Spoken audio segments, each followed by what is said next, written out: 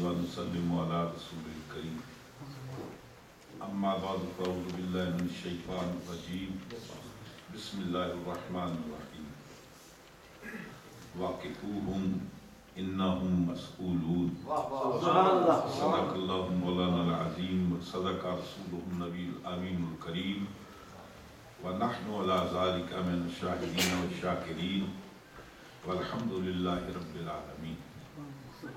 सभी हज़रात सरकार दो आलम सल्लल्लाहु अलैहि वसल्लम और आपकी याद की बारगाह में हदिया दुरुद पेश करें।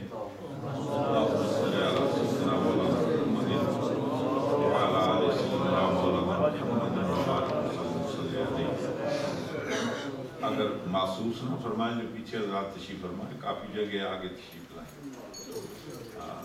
ताकि मैं आपकी ज़ियारत भी करूं और आपसे बातें भी करूं। माशाअल्लाह, आगे तशरीफ़ लाएं।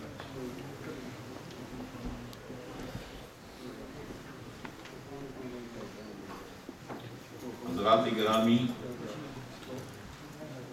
आज हम सभी लोग यहाँ मस्जिद या रसूल अल्लाह में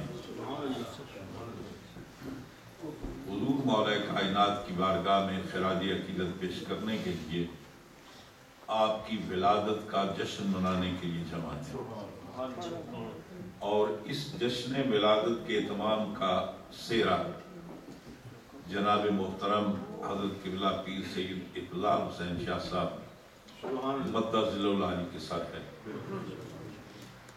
आपने अपने जद्दे आला की विलादत के जश्न का इत्माम किया है। मुझे भी आपने हुक्म फरमाया, आपको भी दावत दी।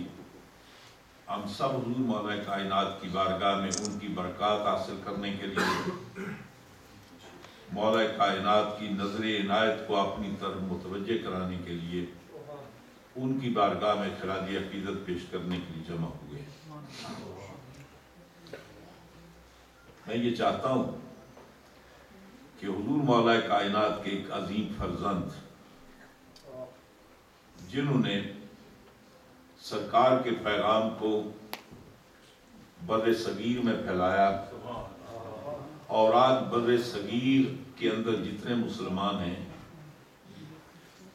वो कमाई है खातून जन्नत के उस बेटे की जिसका नाम मोइनुद्दीन चिश्ती है, जिनके दस्ते परस्त पर 90 लाख से जायद हिंदुओं ने कलमा पढ़ा, हल्का पोश इस्लाम। और आपकी दावत का तरीका यही नहीं था कि दरवाजे पर जाते बुलाते, आज मस्जिद में जमात आई है तशरीफ लाएं, या जाकर उनको तबलीग करते, नहीं, कुछ नहीं किया जी। मुसल्ला बिछाया, एक जगह बैठे, बस अल्लाह अल्लाह शुरू कर दिया। मुसलमान नहीं बल्कि एक हिंदू मुअर्रिख मुंशी प्रेमचंद वो लिखता है कि हजरत ख्वाजा ख्वाजगाह जहां बैठे थे ऐसा नहीं हो सका कि कोई हिंदू मर्द या हिंदू औरत कलमा पढ़े बगैर आपके पास से गुजर गई। जो भी पास से गुजरा मेरे ख्वाजा पर नजर पड़ी तो ये कहता हुआ गुजरा कि ख्वाजा तोरे बुला रही है। वो ख्वाजा के बर्रे सगीर जिसकी कमाई है, और दरअसल ये बर्रे सगीर चिश्तियों की स्टेट है। बाप में काफी लोग आए, कादरी भी आए, सोरवर्दी भी आए, नक्शबंदी भी आए, लेकिन असल ये मफतूआ इलाका जो है ये मेरे ख्वाजा का है। आपने हुज़ूर मौला कायनात की बारगाह में एक रुबाई पेश की है। हुज़ूर मौला कायनात की बारगाह में ख़िराज अक़ीदत के तौर पर एक रुबाई पेश की। आप फरमाते हैं कि औसाफ अली गुफ्तगू मुमकिन नहीं। फरमाते हैं कि औसाफ अली गुफ्तगू मुमकिन नहीं।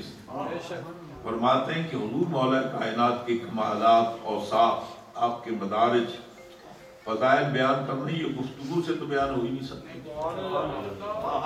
قیامت تک اللہ تعالیٰ طویل عمر عطا فرما دے اور ان کے فضائل بیان کرتے رہیں تو ممکن ہی نہیں ہے۔ اچھا کیوں ممکن نہیں؟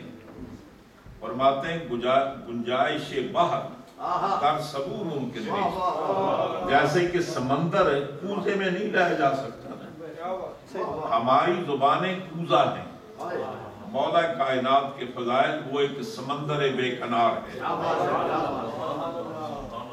تو فرماتے ہیں کہ گنجائش بحر در ثبور ممکن نہیں، یعنی سمندر کی گنجائش اس میں نہیں ہے کہ ہم اس کو کوزے میں بند کریں۔ پھر آگے اپنی بات کرتے ہیں، من ذات علی را بواجبی کہہ دانا۔ فرماتے ہیں کہ یہ دیگر مولویوں کی بات نہیں کر رہے، فرماتے ہیں من ذات علی را بواجبی کہہ دانا، جیسا کہ حضور مولا کائنات کی ذات کی معرفت کا حق ہے نا،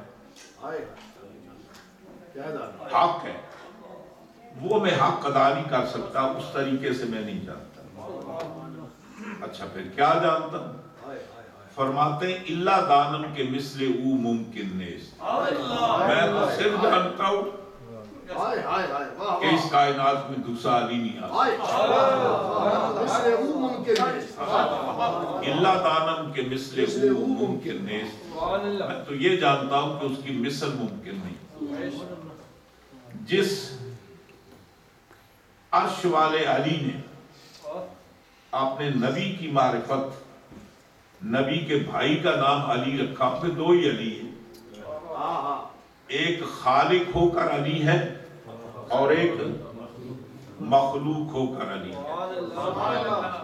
نہ اس کی عظمتوں کی کوئی عطا ہے، نہ اس کی بلندی کا کوئی اندازہ ہے، اور نہ اس علی کی بلندی کا کوئی اندازہ ہے۔ اور ایک بات حکیم الامت، گشتہ محبت اہل بیت، حضرت علامہ اقبال رحمت اللہ علیہ حضور مولا کائنات کی منقبت میں کچھ اشعار لکھتے ہیں، میں صرف ایک اشعار پڑھ کرنا چاہتا ہوں۔ حضور مولا کائنات کی بارگاہ میں عرض کرتے ہیں کہ مسلم اول شہ مردان علی،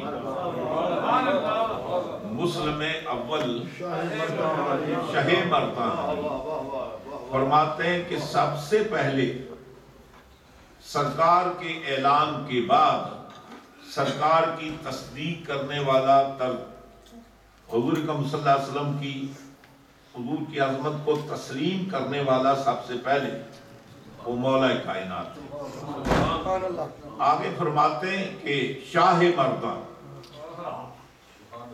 آپ فرماتے ہیں کہ اللہ تعالیٰ کے ان کے معیار کے جتنے مرد ہیں سب کے بادشاہ ہیں۔ اور مجھے بات جو عرض کرنی وہ آگے کی ہے۔ آگے فرماتے ہیں کہ عشق را سرمایہ ایمان، حضرت علامہ اقبال رحمت اللہ علیہ وہ ایمان کو عشق کے ساتھ تعبیر کرتے ہیں، جیسے کہ امام علی مقام کی بارگاہ میں خراج عقیدت پیش کرتے ہوئے فرماتے ہیں امام عاشقاں پورے بطول، سرب آزاد بستان رسول۔ عاشقوں کے معنی وہ نہیں جس کا مفہوم عاشقوں کا ہم سمجھتے ہیں، یعنی تمام مومنوں کے امام۔ تو فرماتے ہیں عشق را سرمایہ ایمان علی، فرماتے ہیں کہ وہ جو سرکار نے یہ تجارت کی، اللہ تعالیٰ کی خلافت کو زمین پر قائم کیا، اللہ کے پیغام کو پہنچایا، وہ جس مقصد کے لیے سرکار تشریف لائے تھے اس مقصد کا سرمایہ کا نام علی ہے۔ آپ کوئی تجارت شروع کرتے ہیں، کاروبار شروع کرتے ہیں تو اس کے لیے کچھ کیپیٹل فنڈ ہوتا ہے، یعنی جس فنڈ سے آپ بزنس کا آغاز کرتے ہیں، جس کو فارسی میں سرمایہ کہتے ہیں، اردو میں بھی سرمایہ کہتے ہیں، اور عربی میں اس کو راس المال کہتے ہیں۔ فرماتے ہیں کہ وہ کیپیٹل فنڈ کہ جس سے کوئی آدمی اپنی بزنس کا آغاز کرتا ہے، اب جتنا منافع ہوتا ہے اس منافع کی اصل وہ کیپیٹل فنڈ ہے۔ اگر وہ کیپیٹل فنڈ نہ ہوتا، بزنس کا آغاز نہ ہوتا، تو یہ منافع آپ کے پاس نہ آتا۔ علامہ اقبال کہتے ہیں کہ سرکار نے اپنی بزنس کا آغاز کیا، جس کیپیٹل فنڈ کو لے کر حضور چلے نا، اس کا نام علی ہے، اور وہ کیا ہے؟ ایمان علی ہے۔ یعنی فرماتے ہیں عشق را سرمایہ ایمان علی، یعنی عشق کا وہ، یعنی محترم ایمان کا جو سرمایہ ہے نا، اس سرمایہ کا نام علی کا ایمان۔ فرمایا کہ علی کا ایمان لے کر اس کے بھروسے پر پھر میرے مصطفیٰ نے کائنات کے اندر اپنا پیغام پہنچایا۔ اس سے ملتی جلتی ایک اور بات عرض کر دوں، سیدنا حضرت عبداللہ ابن عباس رضی اللہ تعالیٰ عنہ روایت فرماتے ہیں، جس کو امام احمد بن حنبل نے بھی نقل فرمایا، دیگر حضرات نے بھی، حضرت امام نسائی نے بھی نقل فرمایا۔ حضرت عبداللہ ابن عباس ارشاد فرماتے ہیں کہ کلام پاک میں 300 سے زائد آیات تنہا حضور مولا کائنات کے حق میں نازل ہوئی ہیں، اور فرماتے ہیں کہ قرآن کی ہر آیت، حضرت عبداللہ ابن عباس ترجمان القرآن، اور اتفاق کی بات کہیے کہ صحابہ کرام میں جن کی طرف تفاسیری اقوال منسوب ہے نا، وہ حضرت عبداللہ ابن عباس۔ تو آپ فرماتے ہیں کہ ہر وہ قرآن کی آیت جو یا ایھا الذین آمنوا سے شروع ہوتی ہے، اس کے مخاطب اول حضور مولا کائنات، اس کے مخاطب اول حضور مولا کائنات، اس لیے کہ سب سے پہلے ایمان لائے۔ تو جب اللہ تعالیٰ یا ایھا الذین آمنوا سے خطاب کرے گا تو پہلے مخاطب حضور مولا کائنات۔ یا ایک اور بھی بات ضمن عرض کر دوں،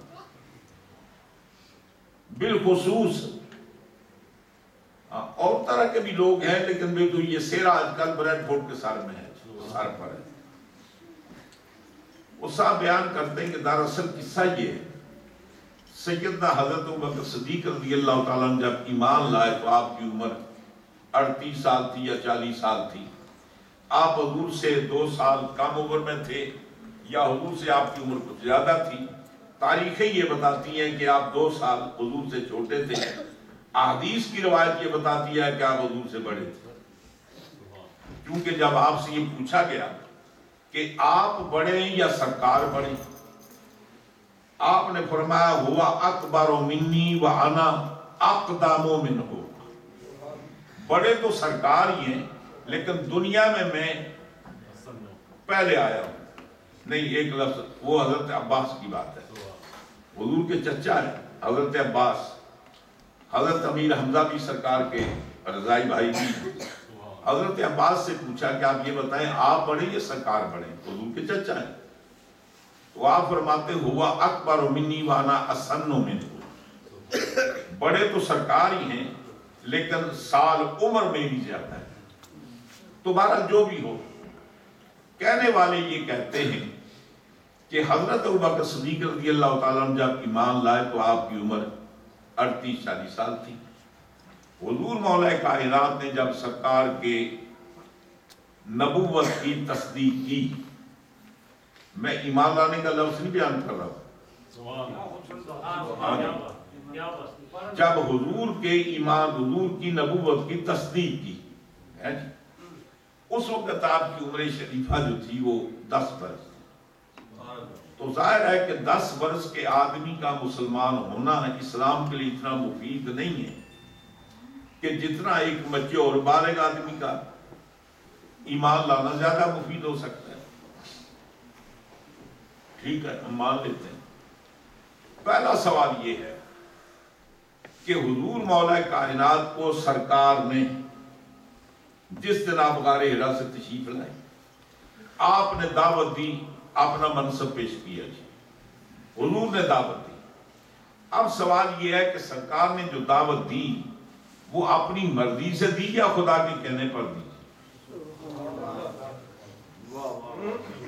اللہ کو نہیں پتا یہ 10 سال کے ایمان، اس کو ایمان کی دعوت دینے کی ضرورت کیا ہے؟ یعنی سرکار نے اللہ کی تبلیغ کس کے حکم سے کیا؟ اللہ کے حکم سے۔ اللہ تعالیٰ فرماتا ہے یا ایھا المدثر قم فانذر، اور دوسرے کا فرمایا کہ اے نبی انذر عشیرتک الاقربین، پہلے اپنے گھر والوں سے شروع فرماؤ۔ تو جب حضور نے اللہ کے کہنے پر یہ مولا کائنات کو کلمہ پڑھنے کی ترغیب دی تو کیا یہ مولوی صاحب زیادہ جانتے ہیں یا خدا زیادہ جانتا تھا؟ پھر سرکار نے جب آپ کو یہ ترغیب دی کہ کلمہ پڑھو، حضور کو نہیں پتا تھا کہ اس کی کوئی ویلیو نہیں ہے؟ یہ جو عجیب طرح کی باتیں کی جاتی ہیں نا، جیسے کہ ابھی میرے بیٹے سید حسین اللہ وہ کہہ رہے تھے کہ بعض حضرات نے وہ نئی حدیثیں گڑھی ہیں۔ بعض حدیثیں ہوتی ہیں جن کو حدیث مقلوبہ کہتے ہیں، اور یہ ہماری ذخیرہ حدیث میں بے شمار موجود ہیں۔ جس طرح کے الفاظ حضور مولا کائنات کے فضائل میں آئے اس طرح کی حدیث گڑھنی، اور حسنین کریمین کے فضائل میں اس طرح کی اور حدیث گڑھنی، خاتون جنت کے فضائل میں کوئی بات آئی اس طرح کی کسی اور کے بارے میں حدیث کرنی، اہل بیت کے بارے میں جو حدیث حضور نے ارشاد فرمایا اس طرح کی ہم نے کسی اور کے بارے میں بھی حدیث کرنی۔ میرے پاس بہت بڑا ذخیرہ میں نے جمع کیا ہوا حدیث مقلوبہ کا۔ صرف ایک عرض کرتا ہوں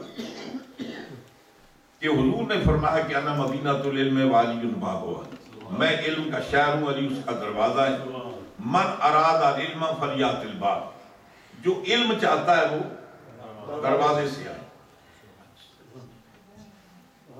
بعض لوگوں نے یہ حدیث گھڑی کہ حضور نے فرمایا کہ انا مدینۃ العلم و ابو بکر اساسها و عمر جدرانها و عثمان سقافها و علی بابها۔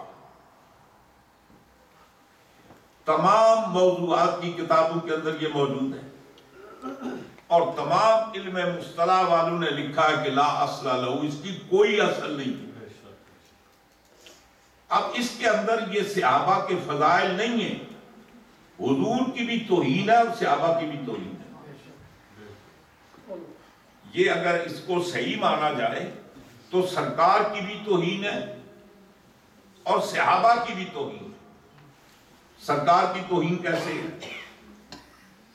یہ بلڈنگ ہے نا، یہ بلڈنگ پہلے ہوئی ہے، اس کی فاؤنڈیشن پہلے تھی۔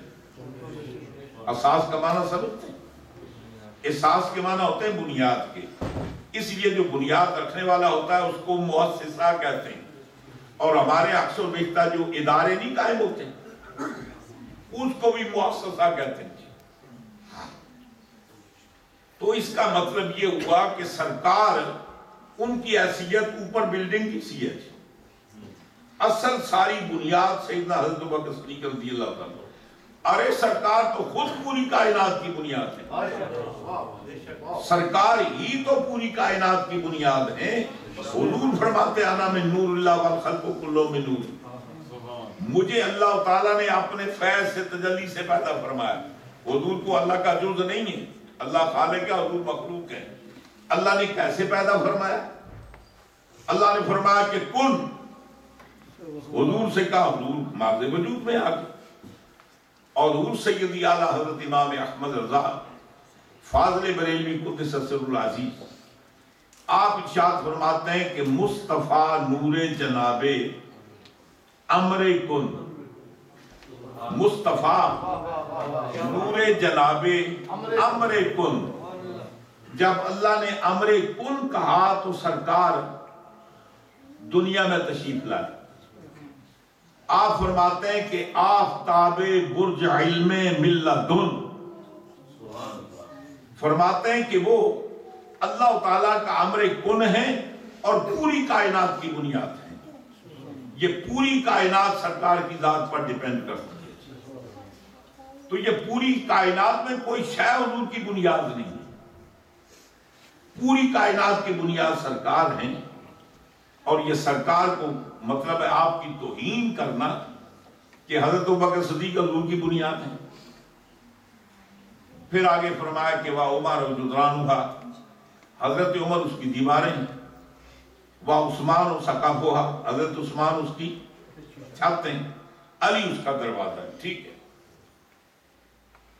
حضرت ابو بکر کے پاس آنا چاہتے ہو تو بنیادوں سے آؤ۔ اصل مقصود کیا ہے؟ اس شہر کے اندر جانا ہے۔ اب شہر کے اندر جانے کے 4 راستے، یا نیچے سے نقب لگا کر آؤ گے، یا دیوار توڑ کر آؤ گے، یا چھت توڑ کر آؤ گے، یا دروازے سے آؤ گے۔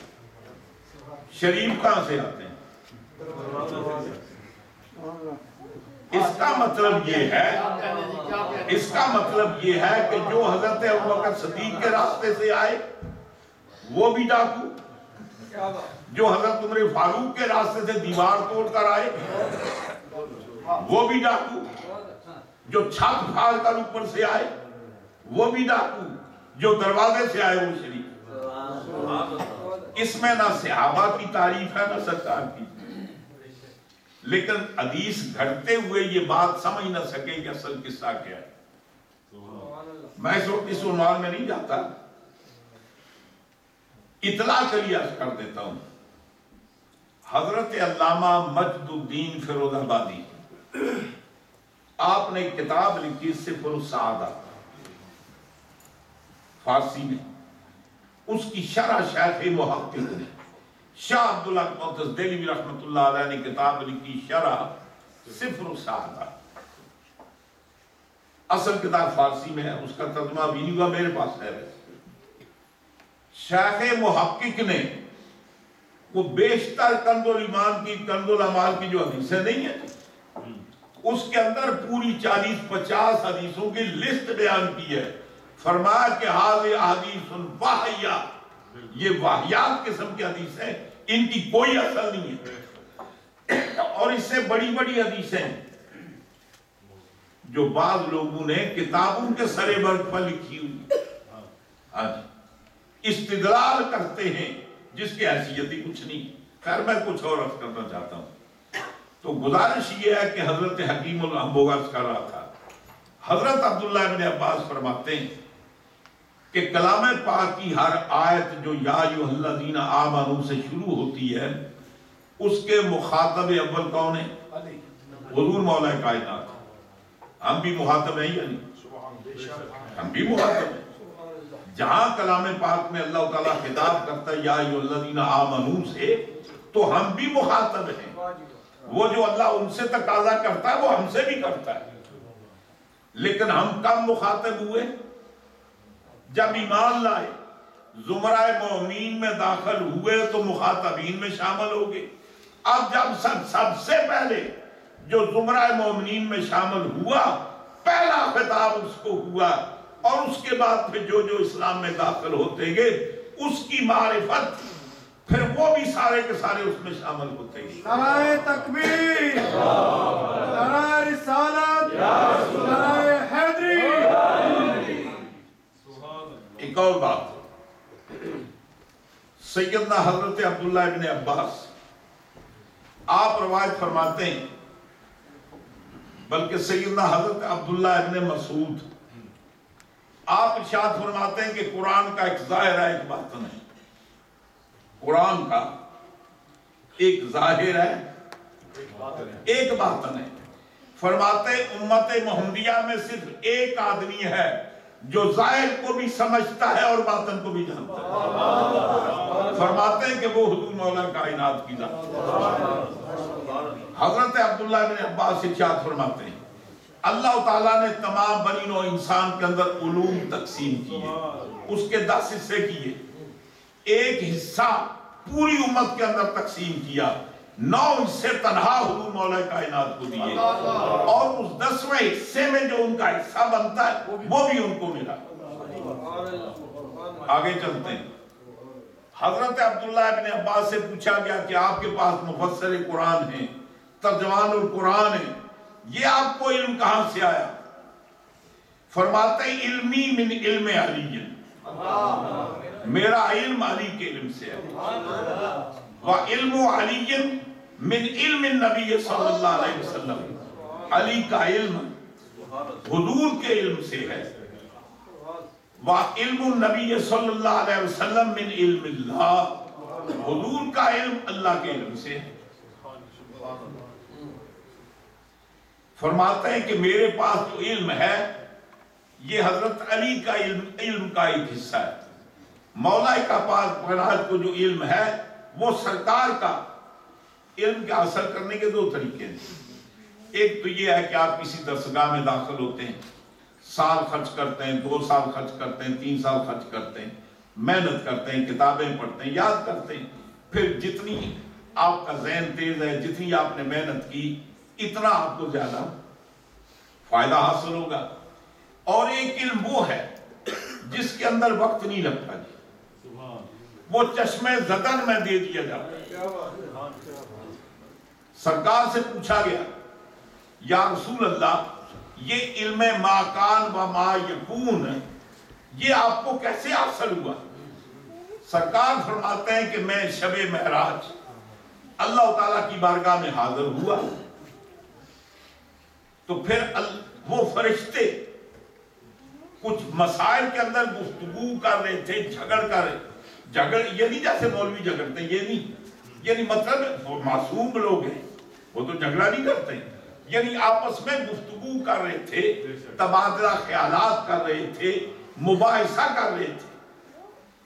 اللہ تعالیٰ نے حضور سے پوچھا کہ اے محبوب یہ بتاؤ کہ آپ کو پتہ یہ کس مسئلے میں گفتگو کر رہے ہیں؟ سرکار کرتے باری تعالیٰ تو بہتر جانتا ہے، اور یہ ادب کا تقاضا ہے۔ جب سرکار کسی صحابی سے کوئی مسئلہ پوچھتے نا، صحابی جاننے کے باوجود یہ کہتے ہیں واللہ اعلم و رسول، اللہ کا رسول بہتر جانتا ہے۔ فرماتے ہیں یہ بے ادبی ہے کہ نبی کی موجودگی میں اپنی قوت کا اظہار کرے یا اپنے علم کا اظہار کرے۔ یہ کلام پاک میں سلیمان علیہ السلام کا اللہ تعالیٰ نے ایک واقعہ بیان کیا جو آپ کے اور ملکہ سبا بلقیس کے درمیان ہوا۔ آپ نے اپنی محفل میں گفتگو فرمائی، آپ نے فرمایا کہ ایوکم یاتینی بعرشہا، تم میں کون ہے جو بلقیس کے یہاں پہنچنے سے پہلے اس کا تخت لے آئے؟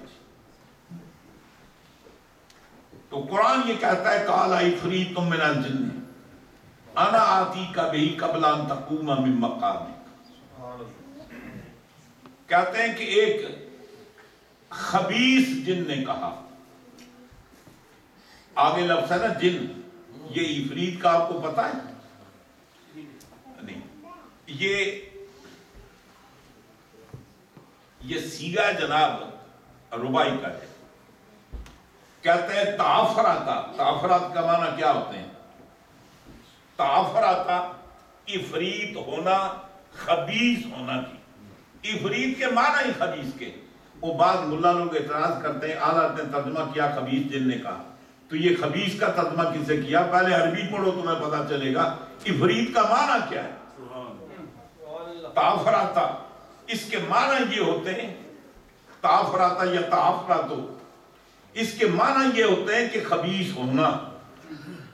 اب اللہ تعالیٰ نے اس کو خبیث کیوں کہا؟ اس نے جب تخت لانے کا کہا نا تو اس نے کہا کہ میں اس پر طاقت بھی رکھتا ہوں اور امانت دار بھی ہوں، امین بھی ہوں اور قوی بھی ہوں۔ ارے نبی کی موجودگی میں آدمی اپنی قوت کا اظہار کرے، نبی کی موجودگی میں اپنی امانت کا اظہار کرے، اس سے بڑا خبیث کون ہو سکتا ہے؟ تو یہ ادب کا تقاضا ہے کہ صحابہ کرام جب حضور پوچھتے کہتے ہیں اللہ کا رسول بہتر جانتا ہے، حضور عرض کرتے ہیں باری تعالیٰ تو بہتر جانتا ہے۔ پھر حضور فرماتے ہیں ہوا کیا؟ فَوَضَعَ يَدَهُ عَلَى كَتَفَيَّ، اللہ تعالیٰ نے اپنا دست قدرت میرے دونوں کاندھوں کے درمیان رکھا، اللہ تعالیٰ ان ہاتھوں سے پاک ہے، جیسا اس کی شان کے لائق ہے۔ بہت ساری باتیں کلام آیات میں موجود ہیں، لیکن اس کا ظاہری معنی نہیں ہوتا جی۔ فرماتا ہے کہ جیسا اللہ کی شان کے لائق ہے وہ، کہتے ہیں پھر کیا ہوا؟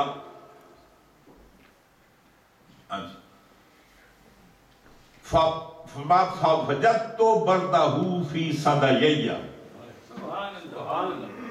اللہ تعالیٰ نے اپنا دست قدرت جیسا اس کی شان کے لائق ہے میرے یہاں پیٹھ پر کاندھوں، دونوں کاندھوں کے درمیان رکھا۔ فَوَجَدْتُ بَرْدَهُ فِي صَدَيَّ، اور میں نے اس کی ٹھنڈک اپنے سینے کے اندر محسوس کی۔ یہ ساری باتیں سمجھانے کے لیے، ورنہ اللہ تعالیٰ کی ذات کیا ہے؟ حضرت شیخ سعدی رحمت اللہ علیہ جو اپنے زمانے کے بہت بڑے اور پہلا وہ بندہ ہے جس نے کلام پاک کا سب سے پہلے فارسی کے اندر ترجمہ کیا ہے اور کلام پاک کی تفسیر بھی لکھی ہے، اور حضرت خواجہ شہاب الدین سہروردی کے وہ مرید بھی ہیں اور خلیفہ بھی ہیں، اور اپنے وقت کے بہت بڑے عالم ہیں۔ آپ اللہ تعالیٰ کی بارگاہ میں عرض کرتے ہیں کہ اے باری تعالیٰ، اے برتر از قیاس و خیال و گمان و وہم، باری تعالیٰ تیری وہ ذات ہے، تیری ذات تک ہمارے قیاس کی رسائی نہیں، ہمارے خیال کی رسائی نہیں، ہمارے مطلب ہے کہ عقل کی رسائی نہیں، ہمارے وہم تک کی رسائی نہیں۔ اے برتر از قیاس و خیال و گمان و وہم، وضحت کے گفتائین شنیدہ ہے مخندہ ہے۔ باری تعالیٰ تیرے بارے میں ہم نے جو کچھ اب تک کہا ہے نا، یا تو تیرے قرآن میں ہم نے پڑھا ہے یا پھر تیرے نبی سے سنا ہے، ہماری ذاتی کوئی تیری ذات تک اپروچ نہیں ہے، تو ہمارے خیالات سے بھی مطلب ہے برتر ہے، بلند و بالا ہے، تو جیسا اس کی شان کے لائق ہے۔ فرماتا ہے ایک دست قدرت اس نے میرے کاندھوں پر رکھا، فَوَجَدْتُ بَرْدَهُ فِي صَدَيَّ، میں نے اس کی ٹھنڈک اپنے دونوں سینوں میں محسوس کی۔ فَتَجَلَّ لِي كُلُّ شَيْءٍ، ہر چیز میرے لیے روشن ہو۔ وہ فرشتوں کا مسئلہ کیا تھا؟ کُلَّ شَيْءٍ استغراق کے لیے آتا ہے، لیکن کل کی اضافت شے کی طرف ہے، اس لیے اللہ تعالیٰ کا علم لا محدود ہے۔ ہم جب کہتے ہیں کہ حضور کو علم کلی ہے، وہ مطلب یہ ہے کہ کل کائنات کا علم ہے۔ کائنات محدود ہے یا نہیں؟ کائنات محدود ہے نا، تو حضور کا علم کائنات تک محدود ہے، تو کل کائنات کا علم ہے، اسے ہم حضور کو کلی کہتے ہیں۔ اللہ تعالیٰ کا جو علم ہے نا، وہ کائنات تک محدود نہیں، وہ بھی لامحدود ہے، اس کا علم بھی لامحدود ہے، نہ اس کی کوئی حد ہے نہ اس کے کمالات کی کوئی حد ہے۔ مولوی جی آپ ابھی اللہ قدرت کو سمجھے ہی نہیں کہ چھوٹی چھوٹی باتوں کو شرک کرنا شروع کر دیا۔ نفس شراکت کا نام شرک نہیں ہوتا۔ ایک بات آپ کو بتاتے چلوں، آپ جتنے یہاں مسجد میں تشریف فرما ہے، سب کو کسی نہ کسی چیز کا علم ہے یا نہیں؟ وہ کوئی بھی علم ہو، تجارت کا علم ہو، تاریخ کا علم ہو، جغرافیہ کا علم ہو، کمپیوٹر کا علم ہو، دین کا علم ہو، قرآن کا ہو، حدیث کا ہو، نسب کا ہو، کوئی بھی، سب کو علم ہے۔ میں یہ پوچھتا ہوں کہ جو علم آپ کے پاس ہے وہ خدا بھی جانتا ہے یا نہیں؟ وہ خدا کے پاس بھی ہے یا نہیں؟ ہے نا؟ تو پھر اس کا مطلب یہ ہوا کہ ہر بندہ اپنی معلومات میں خدا کا شریک ہے۔ اگر آپ یہ کہیں کہ ہماری معلومات خدا کی معلومات نہیں، تو پھر وہ کسی اور کا خدا ہو سکتا ہے، ہمارا نہیں ہو سکتا۔ ہمارا خدا جاہل اور ان پڑھ تو نہیں کہہ سکتے نا، ہمارا خدا جاہل نہیں ہے، یہ ان پڑھ بندوں کے لیے یوز کیا جاتا ہے، اس کو پڑھنا تھا نہیں پڑھا۔ اللہ ان لوگوں میں نہیں ہے جو پڑھے۔ تو اللہ تعالیٰ کی ذات، اس کا مطلب یہ ہوا کہ ہر بندہ اپنی معلومات میں خدا کا شریک ہے۔ پھر آپ شرک سے بچیں گے کیسے؟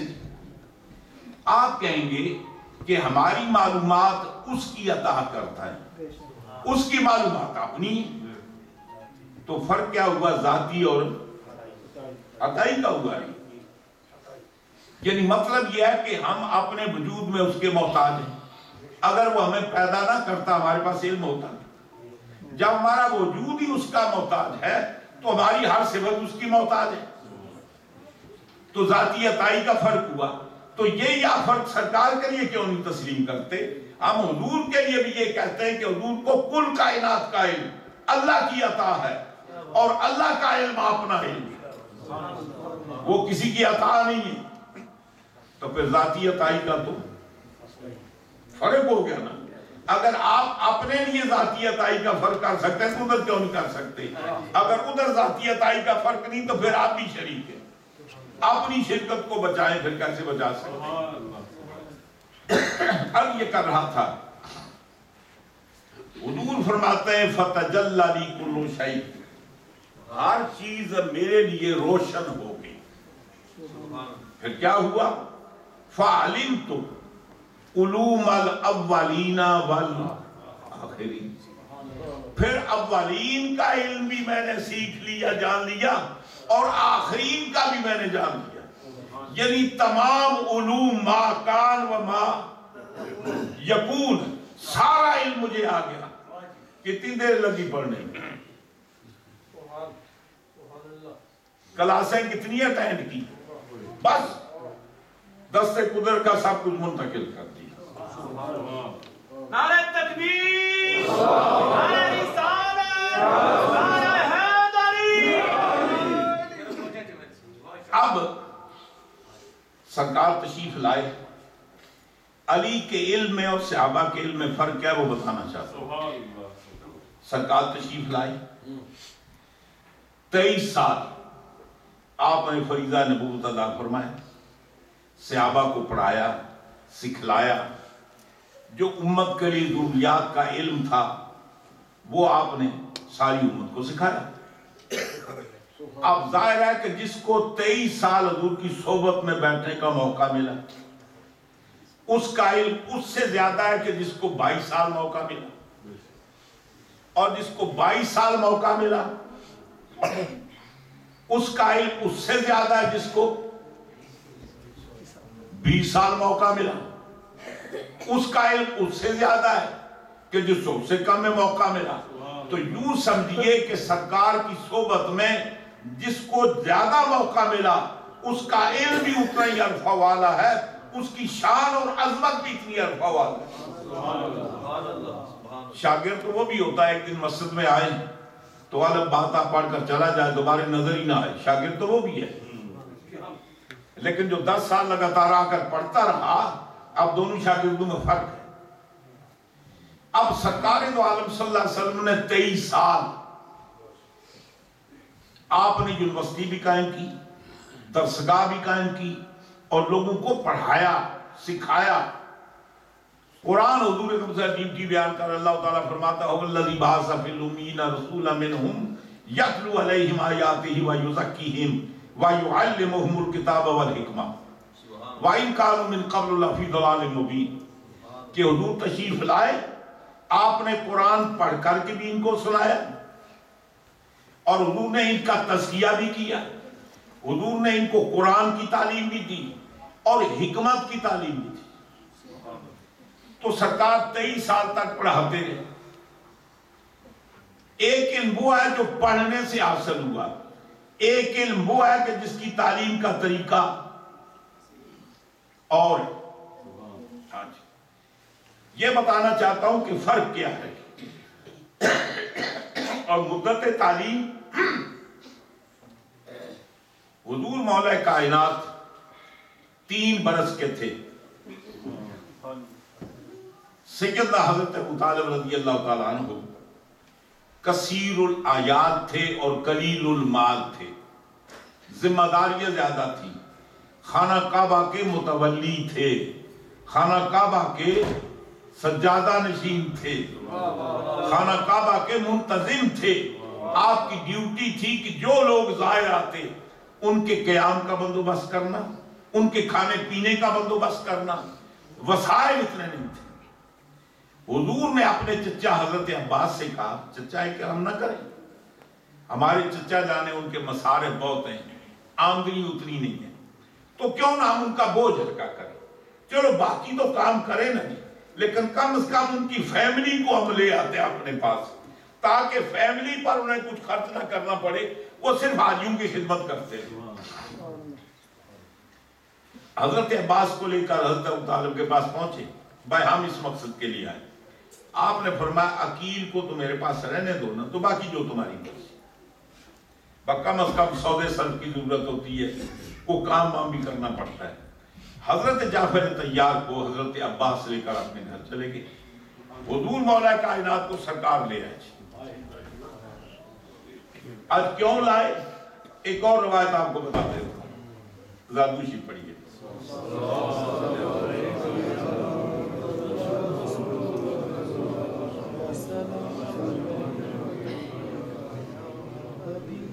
شام کے ایک بہت بڑے سکالر ہیں، علامہ ہیں، غالباً تقریباً 70-80 سال ہو گئے ان کو انتقال ہوئے۔ نام ہے ان کا علامہ عبد الرحمن شرقاوی۔ بڑی ضخیم موٹی کتاب آپ نے لکھی، علی امام المتقین، یہ کتاب کا نام ہے۔ اس کے اندر وہ تحریر فرماتے ہیں کہ 25 سال تک حضور اپنے چچا کے پاس رہے، جب آپ کی شادی ہوگی تو پھر حضور اپنے مکان میں منتقل ہوئے۔ وہ جو آپ کے والد گرامی کا مکان آپ کو ملا تھا اس میں منتقل ہوئے، یا حضرت سیدہ خدیجہ الکبریٰ سلام اللہ علیہ کے مکان میں ان کے ساتھ شفٹ ہو گئے، جو بھی صورت ہو۔ لیکن آپ کی عادت شریفہ یہ تھی دن میں کم 2 بار تو لازمی آپ حاضری دیتے، اور کبھی زیادہ وقت آپ کا اپنے چچا کے پاس گزرتا۔ اور حضرت فاطمہ بنت اسد جو حضور مولا کائنات کی ماں ہیں، حضور فرمایا کرتے تھے امی بعد امی، میری ماں کے بعد یہ میری ماں ہے۔ جس دن چچی کا وصال ہوا، حضور فرماتے ہیں آج مجھے پتہ چلا میری ماں کا انتقال ہوا۔ حضرت فاطمہ بنت اسد گھر میں کوئی چیز پکاتی، کو کھجوریں کھانے کے لیے آتی نا تو سارے بچوں میں تقسیم کرتی۔ جب بچے کھا کر چلے جاتے نا تو فرماتی محمد ادھر آؤ، حضور تشریف لاتے، ان کا سر اپنی جھولی میں رکھتی، کہتے بیٹے منہ کھول، آپ وہ کھجور ان کے منہ میں ڈالتی، تو حضور عرض کرتے امی جان مجھے تو اپنا حصہ مل چکا ہے۔ فرمایا کہ وہ حصہ میں نے علی کی ماں کو کر دیا تھا، اب میں تجھے حصہ آمنہ بن کر دے۔ اور پھر جب ان کا وصال ہوا تو حضور نے فرمایا کہ قبر جب تیار ہو جائے تو مجھے بتانا۔ جب قبر تیار ہوئی آپ کو بتایا گیا، آپ کا مزار مدینہ پاک جنت البقیع میں، تو قبر کے اندر سرکار بیٹھے۔ پھر جب آپ کی تکفین کی گئی تو سرکار نے اپنا قمیص اتار کر دی، فرمایا کہ کفن کی جگہ میری ماں کو یہ میری قمیص پہنا ہو۔ اب صحابہ نے ایک نیا طریقہ دیکھا کہ اس سے پہلے سرکار نے کبھی نہیں کیا۔ صحابہ کرام عرض کرتے یا رسول اللہ آپ قبر میں کیوں لیتے؟ حضور نے فرمایا تاکہ قبر کو پتہ چل جائے کہ یہ آنے والی کوئی اور نہیں، محمد کی ماں، وہ جو سلوک کرے محمد کی ماں سمجھ کر کرے۔ فرمایا کہ آپ نے یہ اپنی قمیص کیوں پہنائی؟ فرمایا تاکہ میری قمیص دیکھ کر فرشتے میری ماں کو جنت کا لباس پہنائے۔ اور فرماتے ہیں کہ اس دن میں سمجھا کہ میری ماں کا انتقال ہو گیا۔ آپ تشریف لے جاتے ہیں، آپ نے دیکھا کہ حضرت فاطمہ بنت اسد آپ کا کچھ رنگ حائلۃ اللون، یعنی رنگ ان کا کچھ متغیر ہے، تو حضور پوچھتے ہیں کہ امی جان خیر ہے، آپ کی طبیعت تو ٹھیک ہے نا؟ ان کے بولنے سے پہلے سیدنا حضرت ابو طالب رضی اللہ تعالیٰ عنہ فرماتے ہیں کہ بیٹے تیرا کو بھائی یا بہن دنیا میں آنے والا ہے، تو یہ بیمار نہیں ہے، اس کی وجہ سے کمزور ہیں۔ سرکار دو عالم صلی اللہ علیہ وآلہ وسلم آپ فرماتے ہیں چچا جان ایک مجھ سے وعدہ کریں، فَإِن كَانَ فِي هَذَا الْبَطْنِ أُنْثَىٰ وَزَوِّجْنِيهَا، اگر اس پیٹ میں لڑکی ہے تو اس کی نسبت مجھ سے طے کرتے ہیں، اس کا رشتہ مجھے دے دیں۔ سیدنا حضرت ابو طالب فرماتے ہیں فَإِن كَانَ ذَكَرًا فَهُوَ عَبْدُكَ، اب تم بیٹی کی بات کرتے ہو، اگر بیٹا ہے تو آج کے بعد وہ بھی تیرا ہے، آج کے بعد وہ بھی تیرا ہے۔ اتفاق ایسے ہوا، حضور مولا کائنات کی ولادت کا وقت قریب آیا۔ حضرت علامہ مغازلی شافعی رحمت اللہ علیہ آپ نے سند مرفوع کے ساتھ یہ حدیث نقل فرمائی۔ راوی اس کے کون ہے؟ سیدنا حضرت امام زین العابدین۔ آپ فرماتے ہیں کہ ایک دن میں اور میرے والد گرامی حضرت امام حسین، ہم دونوں حضور کی قبر انور پر بیٹھے تھے۔ چند عورتیں آئیں، انہوں نے جب ہمیں دیکھا نا تو ایک بوڑھی عورت آگے بڑھ کر ہماری طرف آئی، تو میرے والد گرامی فرماتے ہیں کہ مائی کیا تیرے پاس کوئی نئی بات ہے جو ہمیں بتانے آئی ہے؟ اس نے کہا بالکل ہے۔ فرمایا بتا کیا ہے؟ وہ فرماتی ہیں کہ میری والدہ نے مجھ سے یہ بیان کیا، وہ فرماتی ہیں کہ ہم گاؤں کی چند عورتوں کے ساتھ خانہ کعبہ کا طواف کرنے گئے، ہم نے یہ دیکھا کہ سیدنا حضرت ابو طالب خانہ کعبہ میں وارد ہوئے، آپ کے ساتھ آپ کی زوجہ محترمہ حضرت فاطمہ بنت اسد، اور وہاں جب پہنچے نا تو حضرت فاطمہ بنت اسد کی خواہش یہ تھی کہ زندگی کا پتہ نہیں، چلو آخری بار خانہ کعبہ کا طواف کر رہے ہیں۔ اصل وہ کہتے ہیں نکرے کو نہ باشد، ایسے بات سارے دریدہ دہن ہوتے ہیں۔ ایک یہاں کو برطانیہ بنومیا کا چینل ہے جی، اس کے اندر ایک صاحب بیان فرما رہے تھے کہ مطلب یہ ہے کہ وہ خانہ کعبہ میں حضرت علی کی جو ولادت ہوئی ہے وہ خانہ کعبہ میں نہیں بت خانے میں ہوئی تھی۔ وہ حضرت فاطمہ بنت اسد خانہ کعبہ کا طواف کرنے نہیں گئی تھی، بلکہ وہ تو بتوں کے پاس گئی تھی، تو وہاں بچے کی ولادت ہوگی۔ میں نے کہا سبحان اللہ، بری علم و دانش ببائد گریست۔ جب سرکار خانہ کعبہ کو طواف کرتے تھے تو بتوں کا کرتے تھے۔ دیکھیں نا، سرکار نے 53 برس کی عمر کے بعد مکہ سے ہجرت فرمائی، وہ سرکار جب اس وقت بت اندر تھے یا نہیں؟ سرکار جب خانہ کعبہ کا طواف کرتے تو بتوں کا کرتے تھے، جب کبھی کعبے میں جاتے تو بتوں کے پاس جاتے تھے۔ حضرت فاطمہ بنت اسد خیال کیا کہ زندگی کے کوئی پتہ نہیں ہے، چلو میں خانہ کعبہ کا طواف کر لوں۔ جب وہاں پہنچی فجاءت المحاض، تو آپ کو تکلیف کا احساس ہوا کہ بچے کی ولادت کا وقت قریب آ گیا، شاید میں پاؤں پر چل کر اپنے گھر میں نہ پہنچ سکوں۔ اور اس وقت کا کعبہ موجودہ دور کا تو تھا نہیں، چاروں طرف چٹیل میدان تھا، اب تو مسجد حرام ہے۔ اس وقت مسجد حرام کسی بلڈنگ کا نام نہیں تھا، اس مطاف کا نام تھا، اور آج بھی مسجد حرام خانہ کعبہ کے مطاف کا نام ہے۔ جب یہ پریشانی دیکھی تو سیدنا حضرت ابو طالب نے فوراً بندہ بھیجا، وہ محمد کو بلاؤ۔ سرکار دو عالم صلی اللہ علیہ وسلم کو بلایا گیا، تو آپ فرماتے ہیں کہ بیٹے کیا کریں، تیری ماں ہے، تو اب یہ کیفیت ہے کہ گھر کیسے پہنچے گی؟ تو وہ راوی کہتی ہیں کہ میں نے دیکھا حضور نے حضرت فاطمہ بنت اسد کا ہاتھ پکڑا اور سیدھے خانہ کعبہ میں۔ اب اس میں یہ روایت نہیں ہے کہ وہ دروازے سے گئے یا دیوار شاپ ہوئی، لیکن یہ تاریخ بتاتی ہے کہ دروازہ ہمیشہ سے اتنا اونچا رہا ہے کہ سیڑھی لگا کر چلنی پڑتی ہے۔ اور ایسی حالت میں کسی مائی کا خانہ کعبہ میں دروازے سے چڑھ کر سیڑھی لگا کر جانا مشکل تھا. تو فرماتے ہیں کہ حضور تشریف لائے, اپنی ماں کا ہاتھ پکڑا, خانہ کعبہ میں لے گئے اور باہر آ گئے, اور پھر آپ تشریف لے گئے. تھوڑی دیر کے بعد سیدنا حضرت ابو طالب رضی اللہ تعالیٰ فرماتے ہیں مجھے بچے کے رونے کی آواز آئی.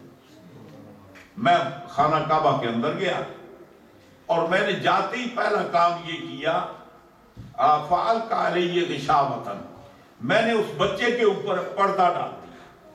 فرمایا جب ہماری چیز ہی نہیں تو ہم دیکھیں کیوں؟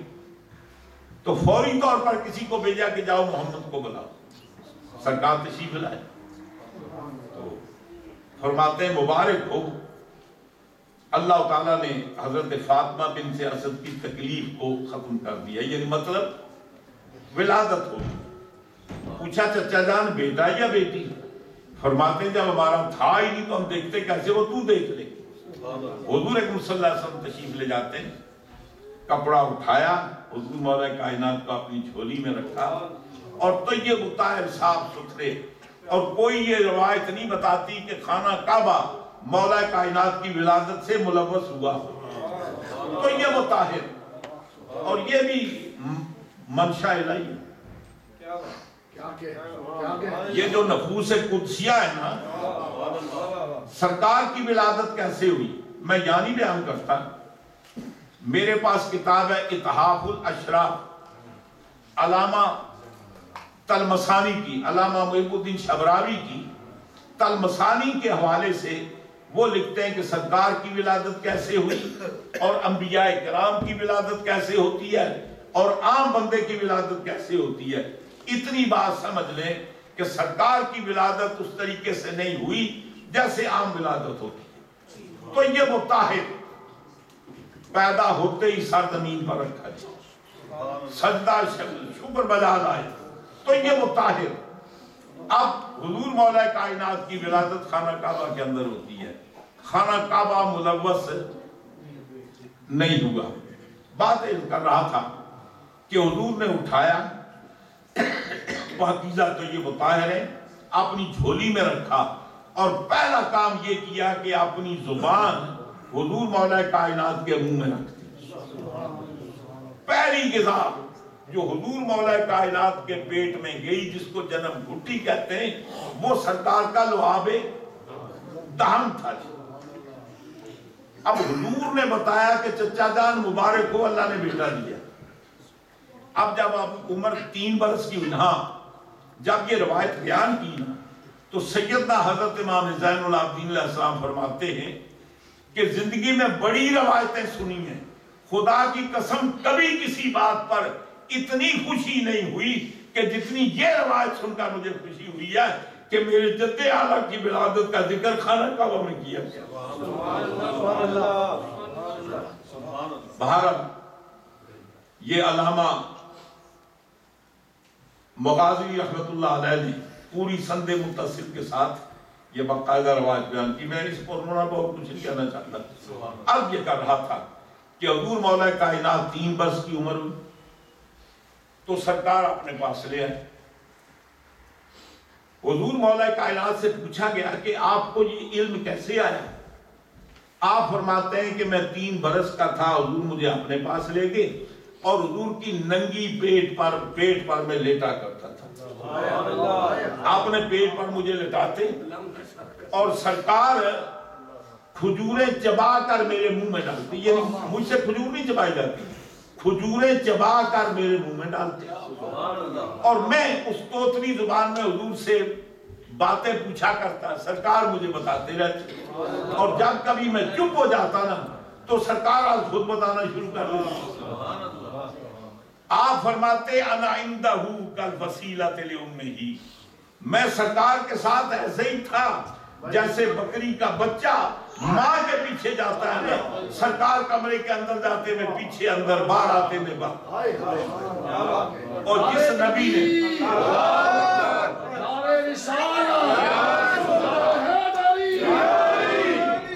اور جس کی تربیت ہی نبی کے گھر میں ہو, جس کی تربیت نبی کی جھولی میں ہو, جس کی تربیت اس پاکیزہ ماحول میں ہو. ارے میاں جی خدا کا خوف کرو.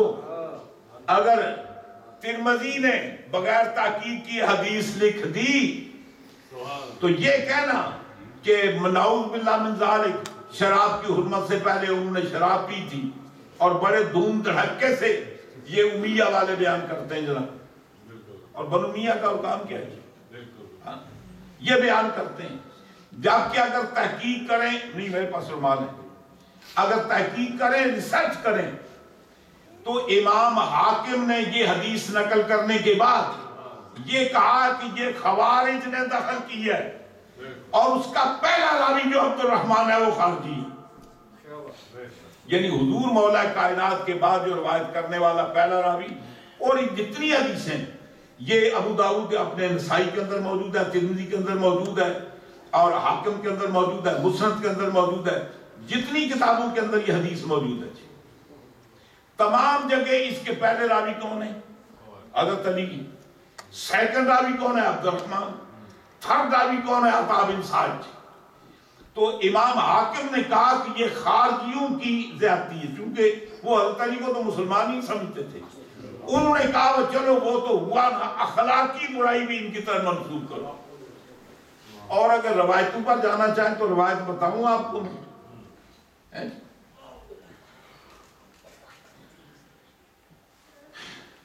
ہم سنی ہیں نا جی، ہمیں سنی کیوں کہتے ہیں؟ ہمارے عقیدے کے امام جنہوں نے ہمارے لیے عقیدہ وضع کیا جی، یعنی لکھا جی، وہ امام ابو الحسن اشعری ہیں. یعنی وہ اہل سنت کے امام کے جنہوں نے قرآن و حدیث کی روشنی میں عقائد دلائل فراہم کیے، سمجھ گئے. اور ان کے ساتھ حضرت امام ابو منصور ماتریدی، انہوں نے کچھ مسائل میں، بعد میں 12 مسائل لکھے لیکن 12 میں نہیں ہیں، وہ 50-50 اختلاف ہے. کافی مسائل کے اندر امام ابو منصور ماتریدی نے امام ابو الحسن اشعری سے اختلاف کیا. جن مسائل میں انہوں نے اختلاف کیا ہے ان مسائل میں ہم کن کے ساتھ ہیں؟ ابو منصور ماتریدی کے ساتھ. کیوں؟ اس لیے کہ ہم بھی حنفی ہیں. امام ابو منصور ماتریدی کون ہے؟ وہ بھی حنفی ہیں. امام اور شافی جتنے ہیں نا مالکی، وہ سارے ابو الحسن اشعری کو فالو کرتے ہیں.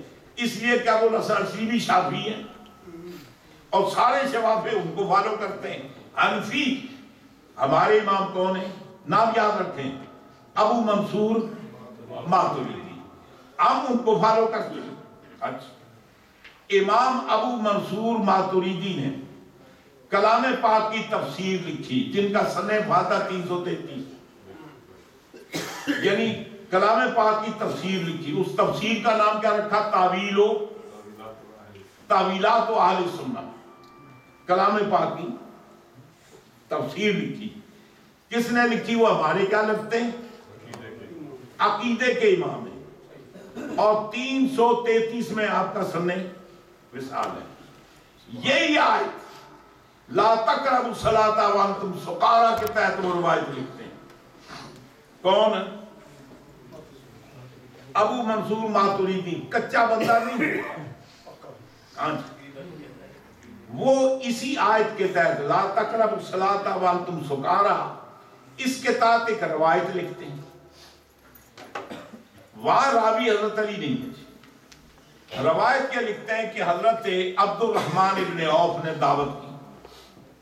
اس نے سیدنا حضرت ابوبکر صدیق کو بھی بلایا، حضرت عمر فاروق کو بھی بلایا، حضرت عثمان غنی کو بھی بلایا، اور حضرت علی کو بھی بلایا، سعد ابن وقاص کو بلایا. یہ 5 نام دیے. 4 خلفائے راشدین، 5ویں مطلب شاہ مرشاہ میں سعد ابن وقاص. انہوں نے کھانا پکایا، کھانے کے بعد ہمیں شراب دی، ہم نے سب نے شراب پی.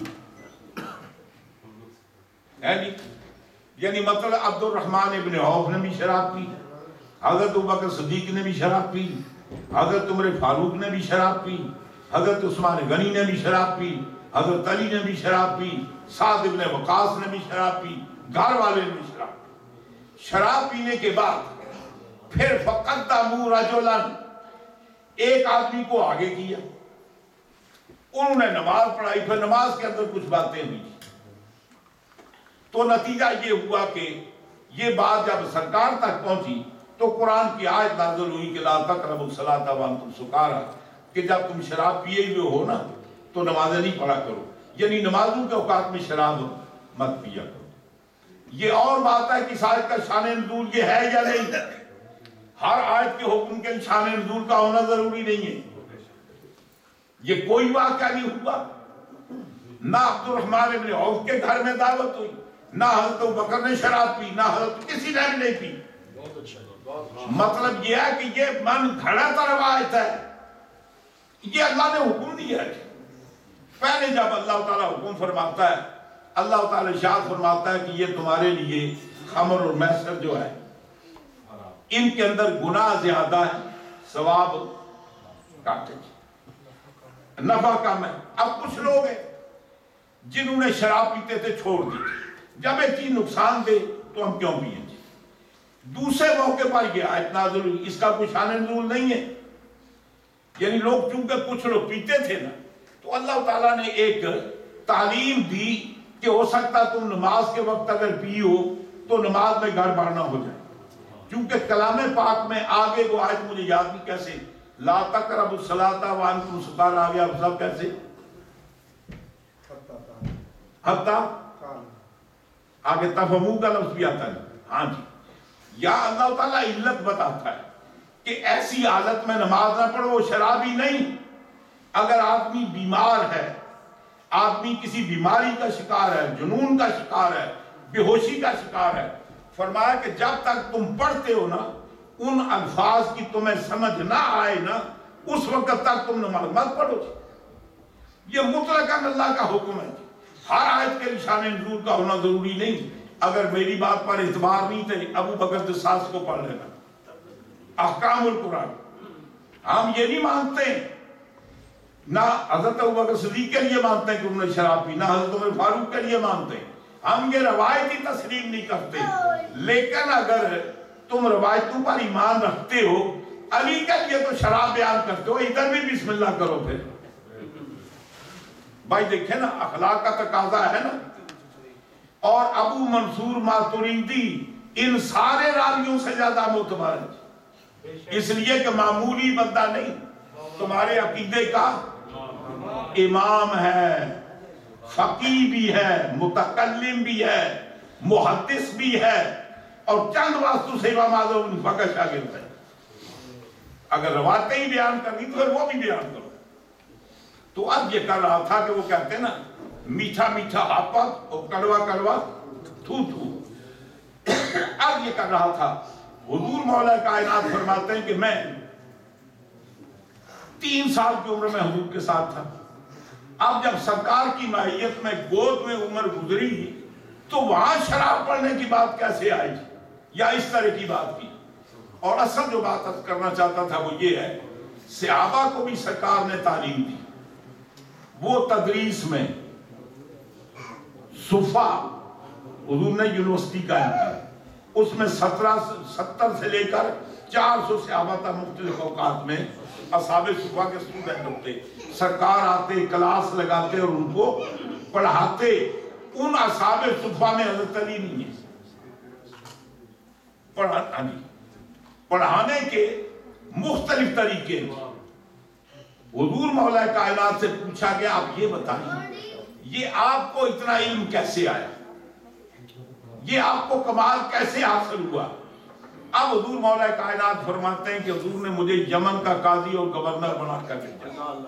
جب حضور نے مجھے میری ڈیوٹی لگائی، میں نے عرض کیا یا رسول اللہ انا حدث سن، میں نوجوان آدمی، عمر تھوڑی ہے، اور مجھے تو یہ پتا نہیں 2 آدمی کے درمیان فیصلہ کرتے ہوئے ان کو کہاں کھڑی کریں گے، تو مجھے تو اس کا علم نہیں ہے۔ سرکار فرماتے ہیں پھر کیا کیا؟ میرے سینے پر ہاتھ رکھا، اللہ نے کہا رکھا تھا پیچھے، اس کا ظہور کدھر ہوا؟ ادھر سے، فرماتے ہیں کہ سینے پر ہاتھ رکھا اور حضور نے فرمایا کہ اللہم ثبت قلبہ وَأَيِّدْهُ، اے باری تعالیٰ تو اس کی تائید فرما اور اس کے سینے کو ثابت رکھ۔ آپ فرماتے ہیں خدا کی قسم پھر پوری کائنات میرے لیے روشن ہوگی۔ اور یہی وجہ ہے کہ آپ نے ایک موقع پر ایک بار نہیں کئی بار فرمایا سلونی ما شئتم قبل ان تفقدونی، کہ قبل اس کے میں نہ رہوں پوچھ لو مجھ سے جو تم پوچھنا چاہتے ہو، اما دون العرش، عرش کے نیچے جو مجھ سے پوچھنا چاہتے ہو پوچھ لو، میرے پاس وہ علم ہے جو کسی کے پاس نہیں ہے۔ پھر آپ نے فرماتا سلونی، آپ فرماتے ہیں اور ایک روایت آپ کو بتا دوں امام راضی نقل کرتے ہیں کلام پاک میں سورہ والضحیٰ وَأَمَّا بِنِعْمَتِ رَبِّكَ فَحَدِّثْ، اس کی تفسیر بیان کرتے نیچے لکھتے ہیں حضور مولا کائنات سے پوچھا گیا کہ یہ صحابہ کی کیا شان تھی؟ فرماتے ہیں کیا پوچھتے ہو؟ اور جن نے سرکار کی صحبت پائی بڑی شان کے مالک تھے، بڑی عظمتوں کے مالک تھے، بڑی شان والے تھے۔ تو فرمایا اپنے بارے میں فرماتا ہے میں ایک اللہ کا مسکین بندہ ہوں، میں ایک اللہ کا مسکین بندہ ہوں۔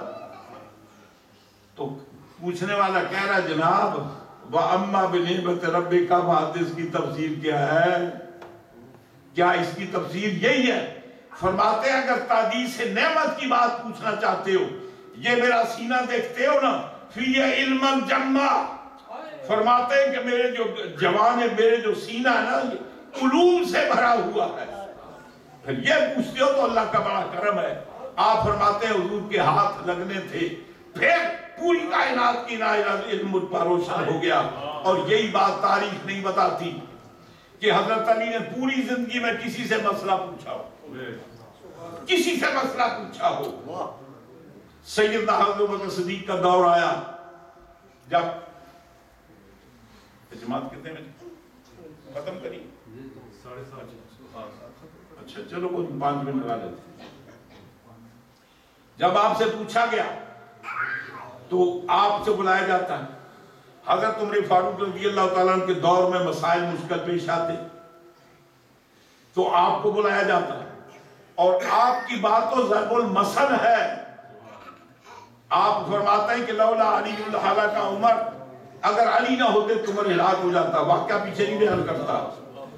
آپ اللہ کی بارگاہ میں دعا کرتے ہیں اللہم لا تبکنی فی مودالۃ لیس لہا ابو حسن، اے مولا مجھے اس مشکل میں زندہ نہ رکھنا کہ مشکل پیش آئے اور مشکل کشا موجود نہ ہو۔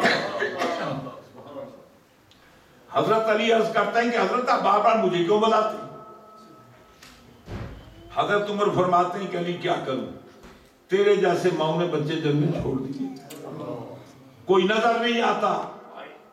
اور ایک موقع پر پیچھے ایک واقعہ ہے، آپ فرماتے ہیں کہ انی اعوذ بکا، انی اعوذ باللہ، حضرت عمر فاروق فرماتے ہیں کہ انی اعوذ باللہ، میں اللہ کی پناہ مانگتا ہوں ان عائشہ فی قوم، میں اس قوم کے اندر زندہ رہوں لست فیہم یا علی، اے علی جس قوم میں تو نہ ہو نا اس قوم میں اللہ کی پناہ مانگتا ہوں کہ میں زندہ رہوں۔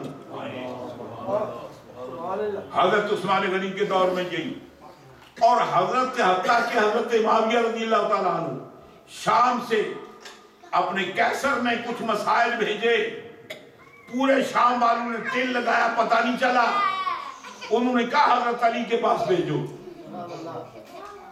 چنانچہ وہ مسائل حضور مولا کائنات کے پاس بھیجے گئے۔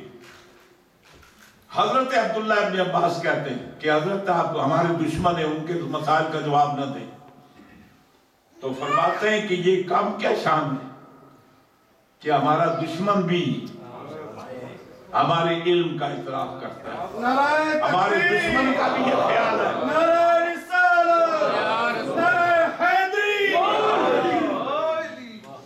فرماتے ہیں اس کا بھی خیال ہے کہ علم کا خزینہ ادھر ہی ہے۔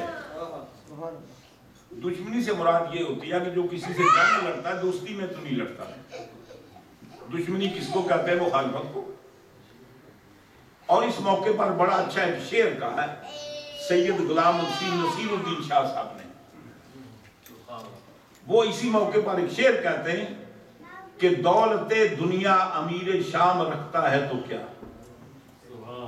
دولت دنیا امیر شام رکھتا ہے تو کیا، علم و حکمت کا خزینہ قبضہ حیدر میں ہے. یہ بات تو سید نصیر الدین شاہ صاحب نے کی. اعلیٰ حضرت کی بتا دوں ہے نہیں. اعلیٰ فرماتے ہیں حضور مولا کائنات کے خطاب کرتے، آپ فرماتے ہیں کیر صد مولا، کیر صد مولا بمہر تاب ناقت نجم شام. اے مولا علی، آپ کے سورج بلندے پہنچتے ہوئے وہ شام کا ستارہ کب پہنچ سکتا ہے؟ آپ کا جو مقام ہے، آپ چمکتے ہوئے سورج ہیں، اور آپ کو پتا ہے نظام شمسی کا کنٹرول کس کے پاس ہے؟ نظام شمسی کا کنٹرول سورج کے پاس ہے. یہ چاند کی روشنی کے در سے آتی ہے، یہ ستاروں کی روشنی کے در آتی ہے. فرمایا کہ اگرچہ تمام صحابہ کرام یہ ہے اصحابی کا نجوم وہ ستارے ہیں، لیکن ستارے محتاج ہیں سورج کے. فرمایا کہ اے علی، دراصل قصہ یہ ہے کیر صد مولا و مہر تاب ناقت نجم شام، وہ شام کا ستارہ آپ کے چمکتے ہوئے دوپہر کے سورج کو کب پہنچ سکتا ہے؟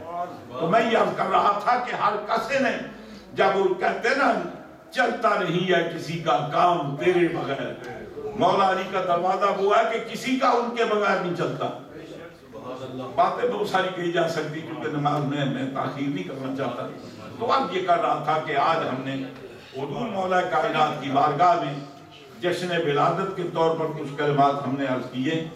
اصل وہ جب میں آیا نا پروگرام میں تھا تو جو باتیں میرے پروگرام میں تھی وہ 100% آگے وہ تو رہ گئی. وہ پھر کبھی کسی نیکسٹ پروگرام کے اندر انشاءاللہ تفصیل کے ساتھ ہم کریں گے.